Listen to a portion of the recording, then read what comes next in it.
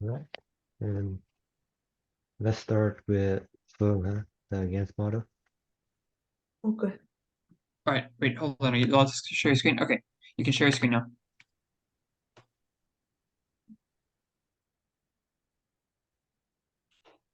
Let's go first. So this week I learned about the GANs model. It's a generative adversarial networks. For a definition, it's a model consists of two neural networks, the generator and the discriminator. The generator and the discriminator will compete with each other to analyze the variation of the data set. So the generators will generate fake information to put in the discriminator, and the discriminator will take the fake samples with also the as well as the real sample, and the discriminator will separate like which is the real one and which is the fake. So for the generator, is a it will take a random noise at the input and then generate fake data. So here's a training process of the generator. So we put the random input into the generator, and it will create a fake data as a sample, and it will send to the discriminator. The discriminator will also take the sample from a generator and the real data set, and it will give the feedback about a generated loss, and then we can use the generated loss to do the backpropagation to train the generator to create like better sample for the process. And next one is the discriminator. It will get sample from a generator and the real data from the data set, and it will compare both data and identify the which is the real one and which is the fake one. So here is the training process of the discriminator. It will take the real image and the fake data from the generator, and it will take it and then create and then produce the discriminator loss and the generator loss, and we can use this discriminator loss to do the backpropagation to train the discriminator. So the generator loss will be used to train the generator, and discriminator loss will be used to train the discriminator. And the whole process of is here's some steps that I learned about how training the GANs models. So first we will choose the architecture based on the problem that we're doing, and then we will train the discriminator on the real data from the data set, and then we will input some random vector into the generator to generate the fake data. Oh yeah, just a note. Last time when I present this, Professor Cao note that it's not random noise. It's supposed to be like latent space and stuff like that. So just note on that. Yeah. Wait, can I add something too? I think what he was trying to say with that is that you have a certain area within the latent space that would represent images you generate, and you might sample randomly from that area. So it's not completely random, but you're still sampling from a given space.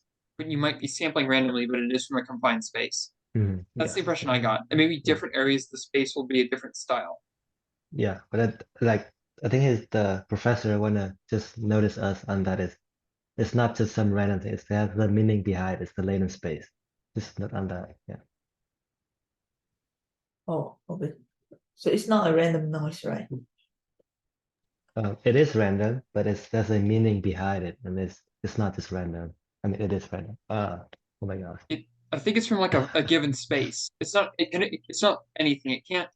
The vector can't be anything. It has to be from a certain space that represents any image that has that certain characteristic. But sampling from that area is random, I think. Yes, precisely.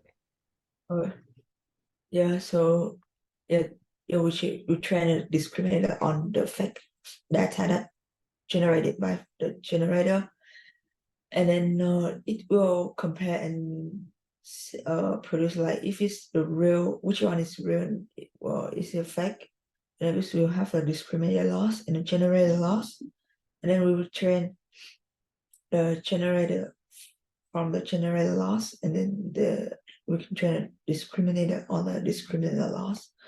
So is what I've learned about the loss function from the GANs model. So that we have two loss function like discriminator loss and the generator. And the formula is binary cross entropy. And this is the formula of a discriminator loss. And the generator is this one. And it's usually a negation of a discriminator loss because it try to make a discriminator cannot recognize the fake data. So it's minimize the discriminator ability to distinguish the real and the fake data from the model. And they are depend on the types. Also, like there are a lot of types of the GANs model. It's a vanilla GANs. Is the simplest one. I think it's the same as what I have talked before in the previous slide. Like you also take generator and the discriminator, and it will like recognize or distinguish if it's a real and or fake. And the next tab is a conditional GANs, and the deep convolutional GANs. There's also many other type of GANs, but these three I think it's most like popular one. Is it? I don't know.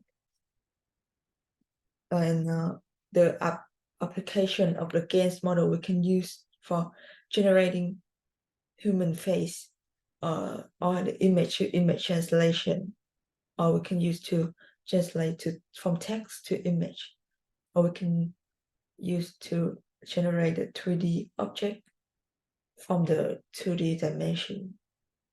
And then we can also use the to generate a voice generation.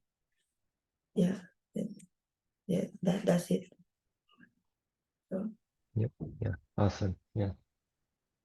You have any question, Ethan? I don't. But when I show my slides, I actually found a good website because you were talking about a lot of different types of GANs. There is a good overview that talks about a lot of them and the differences between them. I don't know if you've already seen it or not, but I found it pretty helpful when I was learning about them. Yeah. Did you put it in the resource channel? I think it is. Let me check that actually.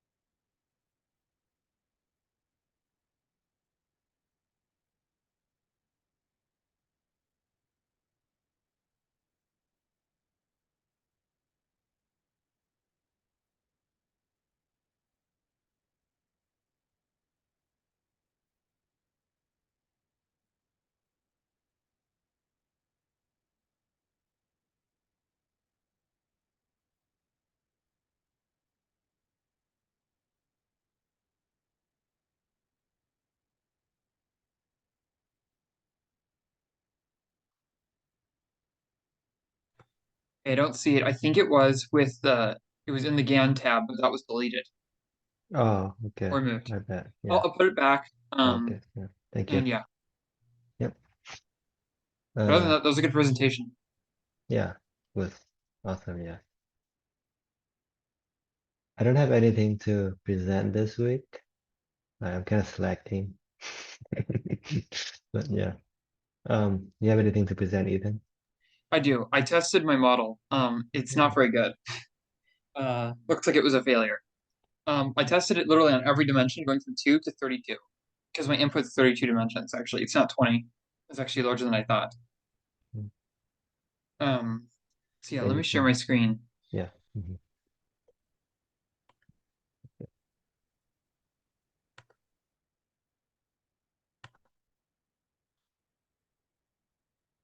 All right, do you see it? Yes.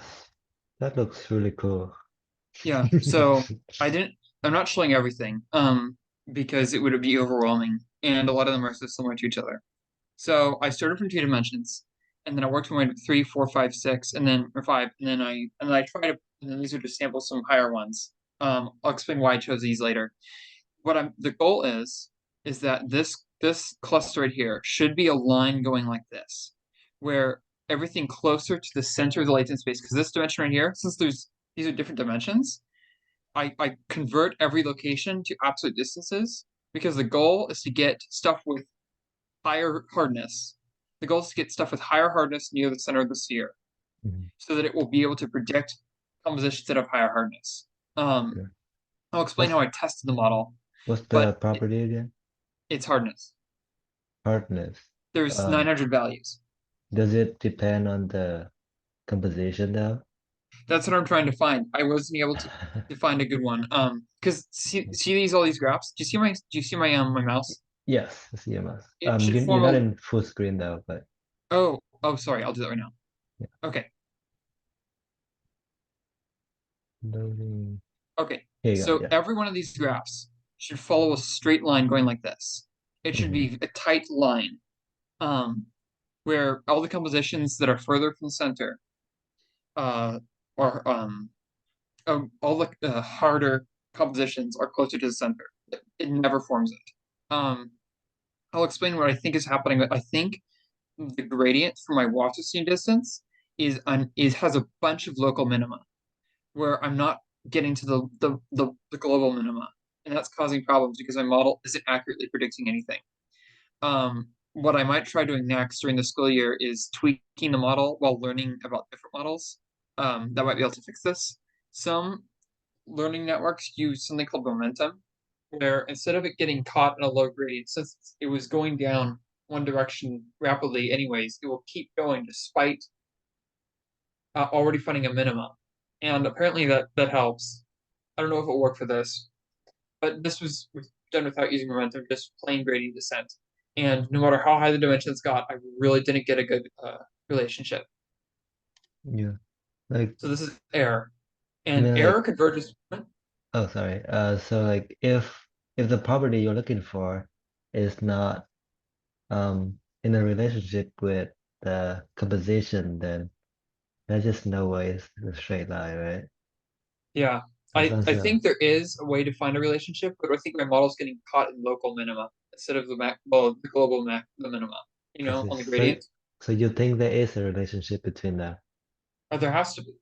I mean, it's chemistry. There probably is one. Even if it's not very strong, my model should find something, but it really doesn't. Um, Okay. still, like this getting no answer is still a result. It proves that the sort of model doesn't work. It's still a scientific result. It would just been better if it was able to find something. Okay. Um, I see. but yeah, so I might try some other stuff during the school year, but if not, I'll maybe have to use something else other than a Washington autoencoder. Okay. Um, Yeah, that's a good one. so this is error. So what error actually converged pretty well. So what I did was to have when I'm doing different dimensions, the values for error and Washington distance are going to be much bigger as I have higher dimensions, and it's going to make my learning rate more irrelevant. I'm going to have to tune it each time. So I did some interesting trick where whatever happens, the initial loss is always one. And that I think in my experience helps the model kind of generalize a bit. So whatever initial position it is, which is probably usually average, is one. And so error actually converges quite well. It gets quite low and it's very steady when it does it. Um, and then so when I was putting this together, because I basically ran every composition today, I didn't have time to put distance. But this graph's pretty accurate. What essentially happens is it converges really quick in the very beginning, but it doesn't go all the way. So you see it's at 0.4. That's actually pretty good. Most of the Mhm. times it's like at 0.7 or 0.8. And the whole time it doesn't load at all. It's just stable, which makes you think it's in a local minima. Mhm. because it's not really learning. It just quickly finds the local minima and stays there. Yeah. And also, there's been times where, so if you run it on a certain dimension and you run it again, the model will automatically randomize the weights, and the weights will be slightly different each time, and it will converge to a different value for the Wasserstein distance each time. There's a Which code for that, I believe, what? right? There's a code for that to control the randomness. Well, it will automatically do it for you. And it doesn't really matter because it's actually better that it randomizes it because I can try each time. Since it converges so quickly, I tried to just keep trying until it find a low Wasserstein distance and then let that model run. But I think what definitely is happening is it's getting caught in local minima. It's not learning all the way. Okay. And then this is predictive power. So I did get a little bit of results, but they're not very good. So for 2 dimensions, 4 and 5, it predicts absolutely nothing. So what I did, let me go back actually, because I'm explaining how my model learns. I'm taking like the best data points. So out of the 900 I have, I take the best 20. I don't train a model on those. I train the model on the rest. The best 20, I try to see if those are closer to the center than any of the other data points. And they almost never are. Ideally, it would be like more than half. If like more than half were in the center of the hypersphere, I think that would be a success in my book, but it barely gets above 10% at best. So as you can see, once you get 15 dimensions, it actually learned a little bit, but then it stopped. Maybe it was overfit. That probably could have happened. So only like literally just 1 out of the 20 data, the best compositions was predicted by my model. And then at 20 dimensions, it actually learns a little bit more, but not very much. And then it actually unlearns it near the end. The same with 27 dimensions and 30 dimensions. So it does learn a little bit when you get to higher dimensions, but it's not very well, and it tends to unlearn it as it keeps training, which is not a good sign.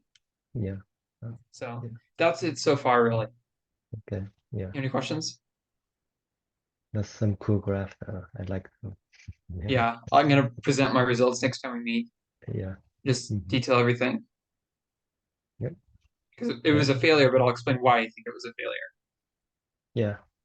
Good one. Yeah. All right. Yeah. I mean, I don't have anything to present, so in contra day, I guess. Or you guys come back to school next week? Yes. Um, Yes. So we still do this meeting, or we will wait until the when to meet? uh, yeah, probably feel the when to meet. We can skip next week just for me to merge into the new studying the fall, and then we can do next week once I figure out the when to meet one. Or Yeah, I'll fill that out when we're done. Yeah. All right. So see you guys next week. So the following week. Yeah. All right. But wait, I'm still a bit confused. So will we work next week or not? Because that's when the quarter officially starts. I'm not sure on that. You can ask Kyle. I'm not really sure. Is he traveling right now? He is traveling right now. Yeah. So he's not going to answer his email. Yes. Unfortunately. Is there anyone else we could reach out to? I'm not sure, but like you can just send it to him, and like if you say no, you can like redo the timesheet thing, right? Yeah, I don't know what Think. he's going to say. Yeah. Or you can wait. Like when do we have when do we have to finish that? Think you filled it until like the 30 something, and you can wait for him to come back. So we wouldn't do anything until then? You don't have to submit the timesheet until the 30. We have to submit it every 2 weeks, right? Yeah, but the one that you submit is for the previous week, not for the week you're working right now. Yeah, no. Yeah, so at the so you don't have to fill in the week for next week until like 27 something, right? You don't have to worry about that until the deadline of filling the Yeah, but then the next seat would be like in the middle of October, and Cal would still be gone, and we don't know whether or not we're supposed to be working or not. At that time, we can ask Cal. He come back already Wait, what time does he come back? in 2 weeks, so like October 1st. Oh, I thought it was Oh, October 30th. Okay. oh yeah, no, yeah, October 1st. Yeah, yeah, like around that, probably earlier a little bit. Yeah. Okay. All right. That's a little bit better. Okay. Yeah. All right. Okay. All Right. right. Goodbye, Yeah. everyone. See you. Yeah.